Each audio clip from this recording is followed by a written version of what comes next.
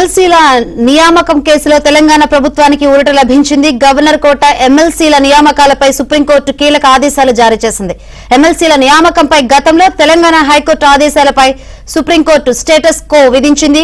కొత్తగా ఎమ్మెల్సీలను నియమించకుండా status quo విధించాలని petitioner తరపు న్యాయవాది కపిల్ సిబల్ కోరారు. గవర్నర్ నామినేట్ చేయడాన్ని తాము అడ్డుకోలేమని ధర్మాసనం తెలిపింది. కొత్త ఎమ్మెల్సీల నియామకాన్ని అడ్డుకుంటే గవర్నర్ ప్రభుత్వ హక్కులు హరించినట్లు అవుతుందన్న ధర్మాసనం పేర్కొంది. తమ నియామకాన్ని పక్కన పెట్టి కొత్తగా ఎమ్మెల్సీలను గవర్నర్ కోటాల ఎంపిక చేయడాన్ని బీఆర్ఎస్ నేతలు దాసోజు శ్రవణ్, కుర్రా సత్యనారాయణ సవాల్ చేశారు. విచారణను 4 వారాలకు వాయిదా వేసింది. ప్రతివాదులుగా ఉన్న గవర్నర్ రాష్ట్ర ప్రభుత్వానికి నోటీసులు జస్టిస్ విక్రమ్నాథ్, జస్టిస్ ప్రసన్న బాలచంద్ర ధర్మాసనం జారీ చేసింది.